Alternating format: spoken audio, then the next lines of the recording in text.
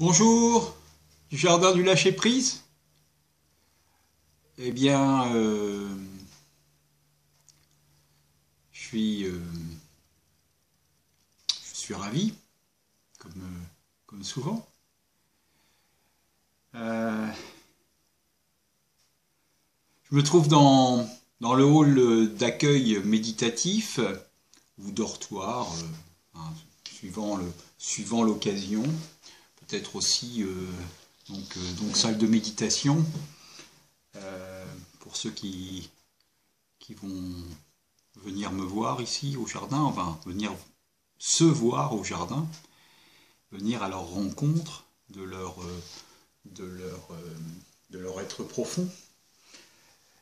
Euh, et hier, j'ai rencontré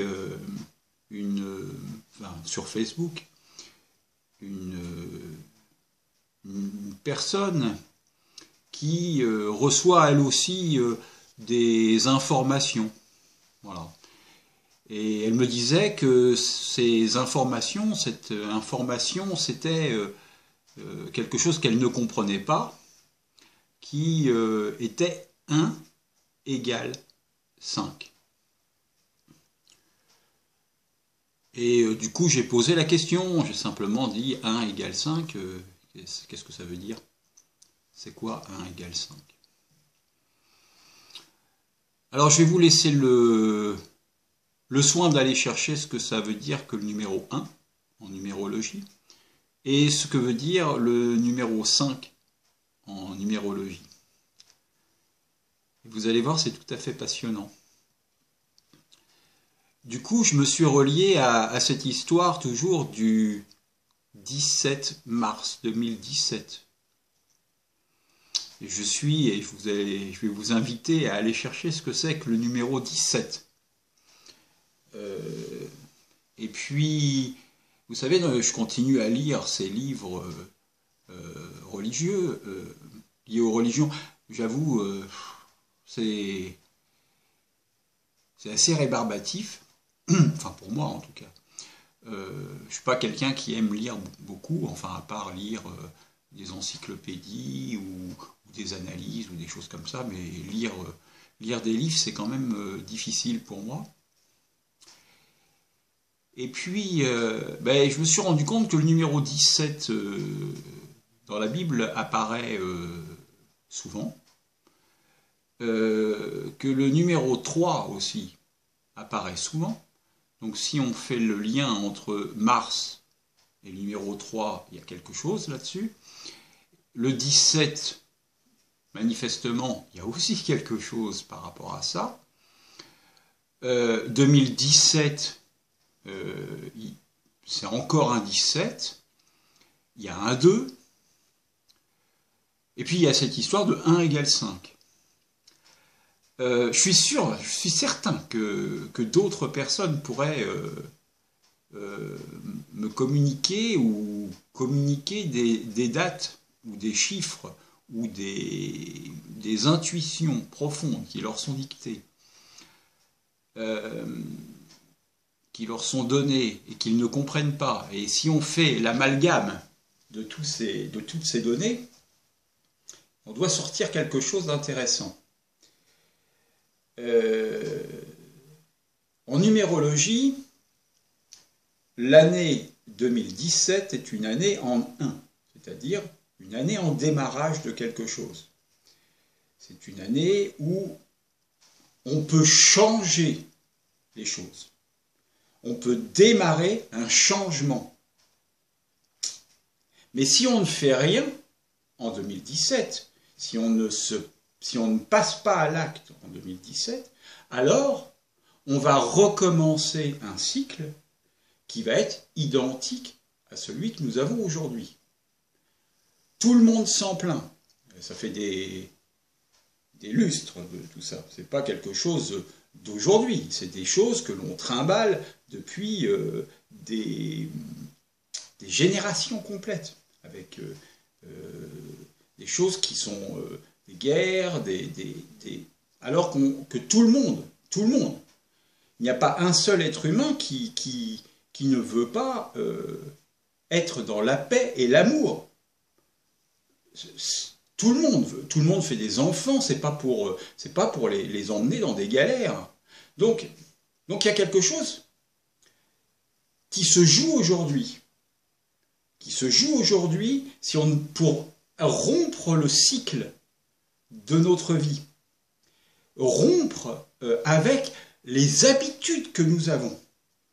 Ça ne veut pas dire que ça va être facile, ça ne veut pas dire que ça va être rose.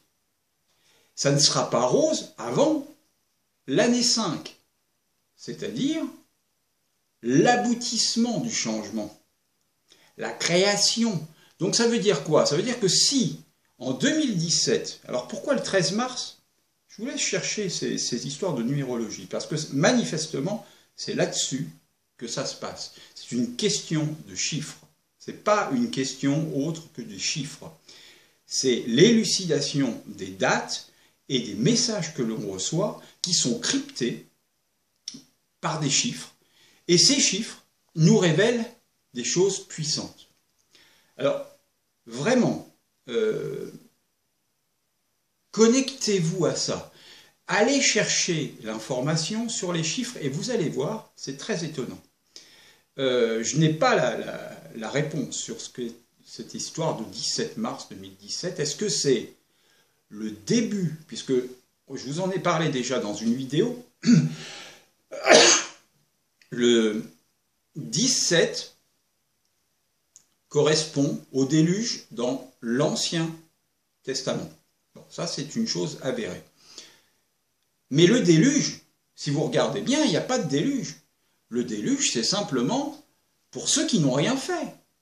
Parce que ceux qui sont montés dans l'arche de Noé ont au contraire revécu quelque chose de fantastique et ont perpétué l'humanité et la vie terrestre. Donc, ce que je veux vous dire simplement, c'est que si en 2017, le peuple bouge, quelque chose se passe, que cet être dont je vous ai parlé lors de vidéos précédentes, si cet être arrive pour représenter le peuple et qu'il est suffisamment charismatique pour appeler autour de, enfin faire un mouvement, créer un mouvement d'union, d'unification, donc toujours de un, hein, eh bien le système va changer. Donc, pour l'instant, je n'ai pas grand-chose d'autre à vous raconter, mais c'est très, très intéressant. Et cette connexion, cette nuit, puisque ça s'est encore une fois de plus passé cette nuit, a été révélatrice de quelque chose de beau à venir, de quelque chose de beau à une condition. C'est que, enfin une condition même pas, à un élan de vie individuel, pas à un élan de vie de masse. L'important, c'est que nous écoutions ce que nous ressentons et que ce que nous ressentons, nous le mettions en application. Je pense que c'est tout pour aujourd'hui. C'est pas forcément... alors, non, j'allais dire quelque chose qui est faux. J'allais dire c'est pas forcément simple, mais en fait c'est simple. C'est très simple. Si vous entendez l'appel de l'amour et de la paix, alors il faut rentrer dans l'amour et la paix. Et ne pas vous occuper d'autre chose que de respirer et de rayonner votre amour et votre paix intérieure. De l'offrir, de le donner, de l'offrir autour de vous, en majeure partie au plus de monde possible, autour de vous, dans votre famille, avec vos enfants, avec vos parents. Et de tenter de valoriser les gens qui sont autour de vous en leur donnant vraiment ce qu'il y a de profond en vous, de vraiment ce que vous ressentez de bon chez l'autre, et non pas d'aller dans le truc qui est négatif pour la personne. Pas s'attarder au fait que la personne ait pris du poids. Voilà, oui, elle a pris du poids. Et alors? Et alors? Chaque chose en son temps. Elle perdra du poids à un autre moment. Ne pas mettre en avant toute la négativité de la personne. Essayez de ne pas aller dans le positif envers les personnes. Valorisez les gens qui sont autour de vous, de façon à ce qu'ils puissent prendre conscience qu'ils ont de la valeur, et que avec cette valeur, eh bien, ils vont pouvoir, au moment où il va y avoir cet élan de demande que le peuple soit suffisamment uni, eh bien qu'ils aient suffisamment de confiance en eux pour pouvoir y aller. Pour pouvoir dire, ben oui, cet homme-là, je ne sais pas qui c'est, j'en ai aucune idée, cet homme-là ou ces hommes-là, je veux les suivre. Parce que je me reconnais dans ce qu'ils sont, dans ce qu'ils ont envie de partager. Il